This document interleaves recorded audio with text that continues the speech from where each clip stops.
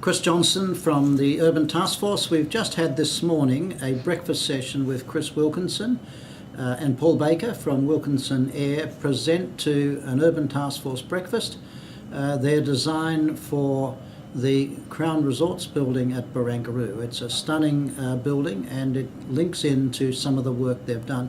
I'm going to begin by just showing some of the earlier work, but particularly a project in Guangdong. Where they have, in Guangdong, they have produced this beautiful tower, 103 stories high, and you can see how it sort of sits within the city, yet is part of its own environment. So this firm produces very beautiful buildings that are designed to be part of a whole environment, but somehow a little bit separate. Here is the scheme that they are doing for Crown Resorts. It's a demonstration of this very fluid building at the front end, the prow end of all the buildings that are happening in Barangaroo. An amazing building that Barangaroo is actually going to get. And they have positioned this as part of a broader structure of the city and their evolution of a design that looks at three-dimensional form and how to create shapes. Here, for instance, is an image that shows the incredible detail that they're getting into with the diagonal structure of the glass. So to get the free-form structure, Chris Wilkinson talked quite a lot about just how the form of the building relates to the technology of how it's actually built.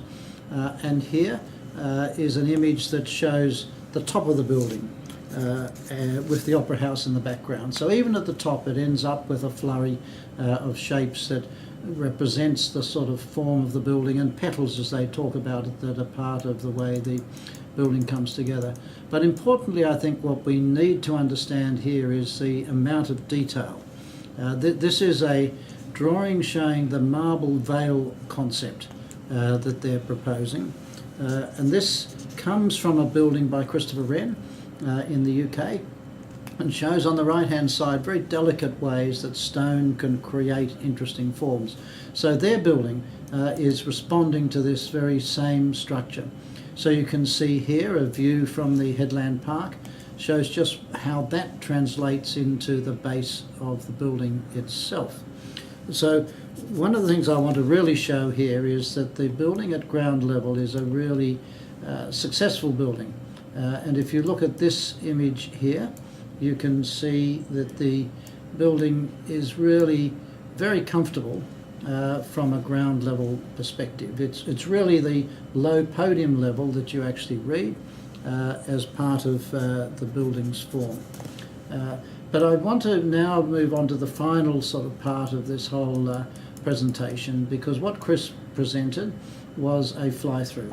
And the fly-through, and he describes the fly-through as we go through this.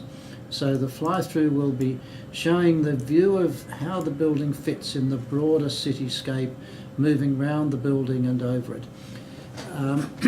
Here are Chris's words as the fly-through describes what's happening.